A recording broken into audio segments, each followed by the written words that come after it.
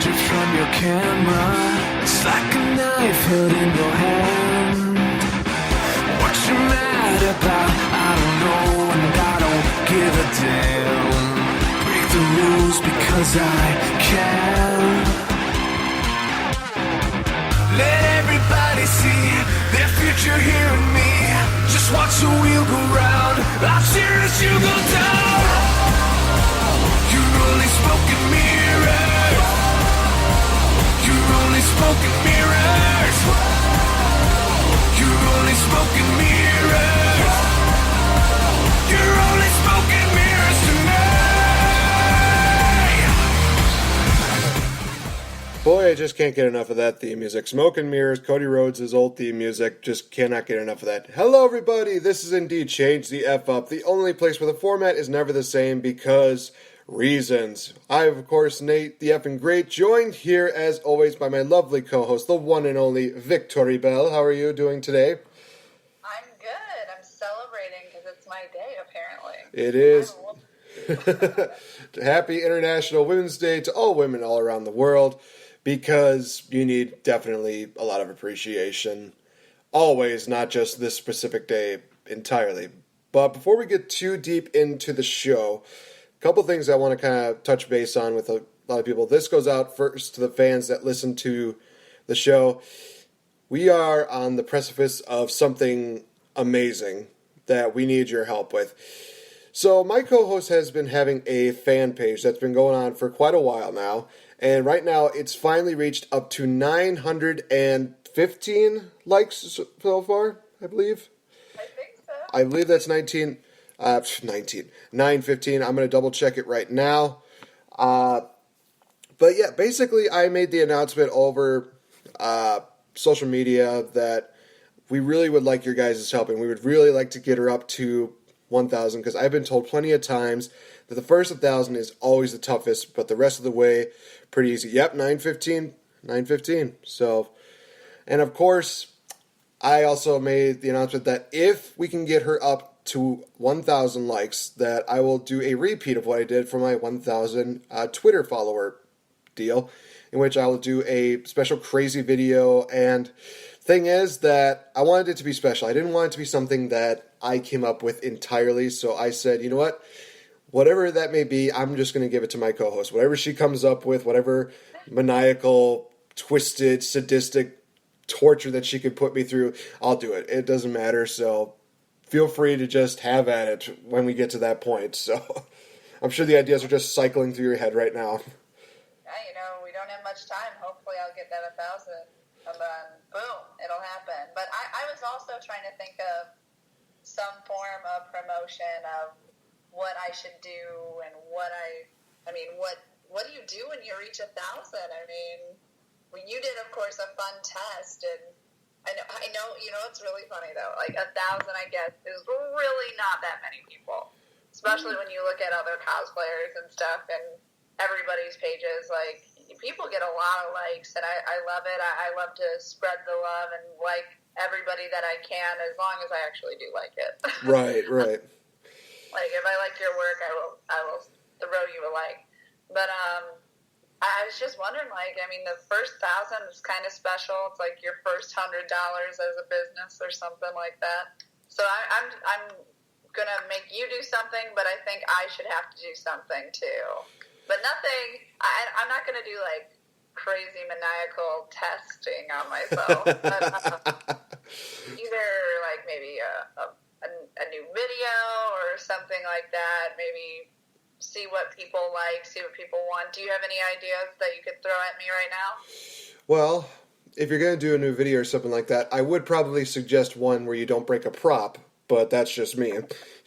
For those of you that don't know what I'm talking about, so my co-host actually posted this video up about a few days ago where she was doing a photo shoot and trying to get a sword out of the sheath, and apparently...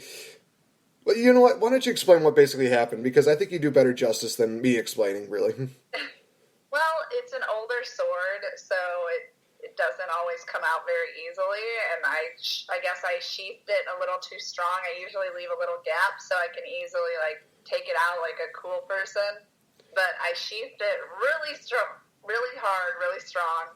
And so I was trying to look cool, taking my sword out, and I couldn't get it out, and then I was struggling, and when I finally got it to pop off, the metal that attached to, like, the top and the sides popped off with it, and so it looked really weird, and I was like, oh no! And luckily I found the piece within the forest that we were filming in. But right. So I was like, oh, I found it, okay. And the funny thing is, I was telling my photographer, who was Joe at PhotoCon Photography, and he was like cracking up, and I'm like, keep following me, just keep following me. We're gonna continue the video. Don't stop recording.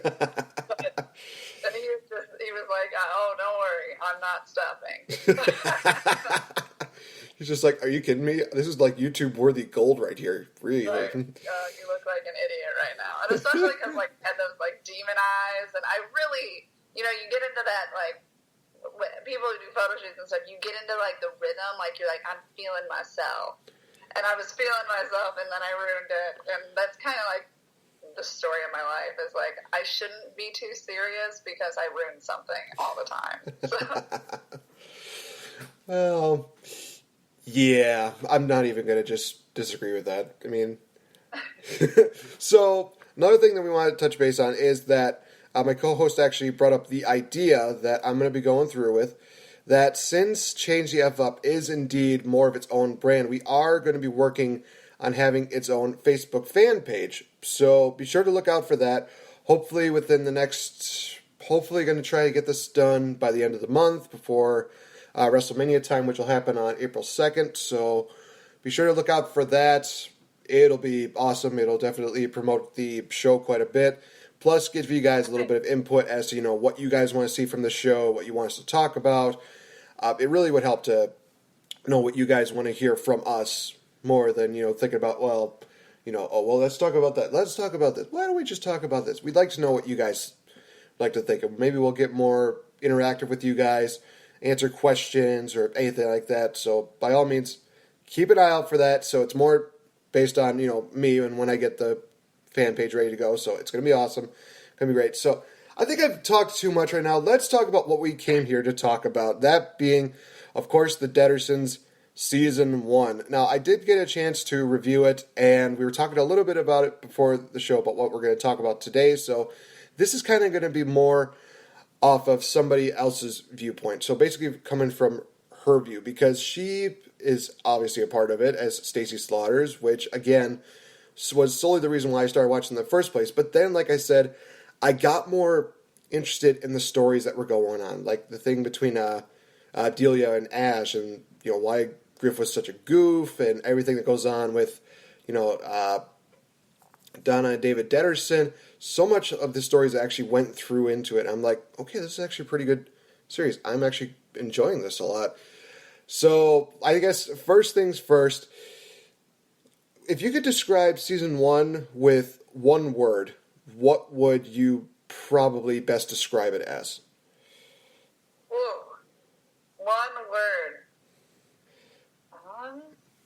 Because I'll give you what I said, and then if you want to kind of base it off of that, go for it. If you have another way of describing it, by all means. I kind of said that Season 1, if I could describe it in one word, would be purely based on curiosity.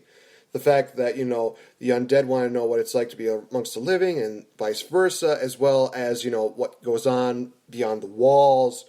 And you definitely see that a lot with Delia. She definitely kind of thinks there's a little bit more. It's not like Little Mermaid-esque. It's more just it's like why we are here. Why do we fear each other? What goes on? It's like these people are not so bad. Why do we fear each other? And that's kind of like the same thing going on with Ash, where he thinks of the same thing, but also kind of tying in some modern day deals, like who should I go with? Who should I be with?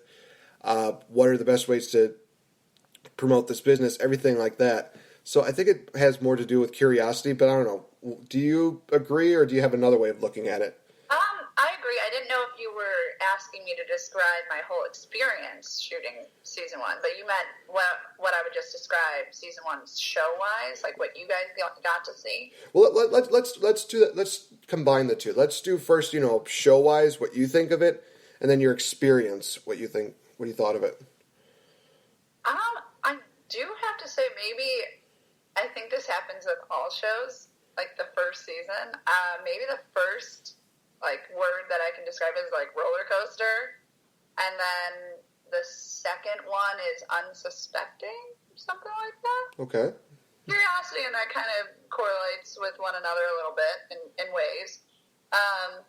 I think I would describe season 1 as a roller coaster because, for me, I randomly found this on Facebook. So Chris and Wyatt, who are Chris Williamson, the creator, and the director, Wyatt Elliott, posted stuff on Facebook in 2015, I think. I believe it was a couple years ago, yeah, from what I remember. 2015. And I just moved to the area. I was working at NBC as a reporter, and I just was like, I volunteered to be on a small film project in Rockford. I really had a good time on it, and I knew I couldn't really get like paid for anything because that would be I couldn't do it because I was a reporter, and I couldn't really be on anything that was super big or super kind of conflicting or weird because, again, I was a reporter, so that sucked. But the Deadersons popped up and was like family-friendly sitcom. It looked fun, and they needed a female like girl for Stacy. They needed somebody to play Stacy, so I just YouTubed like a video of myself. I still have the video. It's really bad. It was me and my sister doing the lines back and forth to one another, and my sister was on a FaceTime, and so she was very like delayed, so it was not the best audition. But Chris and Wyatt, they liked my look enough, and they were like, hey, let's give her a chance. So they kind of recruited me on board, and ever since then I've been just trying to give them schedules. They were working around my reporter lifestyle, which was awful. And it was just kind of fun. I call it a roller coaster because there are so many times that there's like ups and then downs, and then something would happen, then we'd have to cancel, or then we'd have to do this and this. And I mean, that seems like something that most small productions have to deal with, is just the crazy working life of all the actors involved. And what I really respect Wyatt and Chris the most about is how they didn't care that it's a small production. Like, they're like, we want this number of actors, we want to do it at this and this time, this place. We don't give a crap if it's 32 degrees outside, throwing you in the cold. And they really wanted, they didn't film out of convenience. They filmed for what they wanted. And I think that's awesome, and that's kind of what made some of the production a little harder, but it made it come out right, and it made the show what it was. And yes, sometimes you could hear like, oh, it's hard to hear them outside because the wind is gushing. Like, it's so windy. But it really worked out, and they had to schedule, like Chris scheduled everybody, and she's so patient with everyone. But we have a lot of actors. A lot of actors are on the Deadersons, and most small productions probably deal with maybe 10, and maybe just throw in some extras. I'm pretty sure we have over 20 reoccurring characters, which is crazy. It is pretty crazy. Speaking of characters, can you describe to some of the fans, because I probably did not do it too much justice when I was describing your character of Stacy Slaughter. Who is Stacy, and what is she basically trying to get out of, this season of the Deadersons? Well, when I was told who Stacy was, I was described as the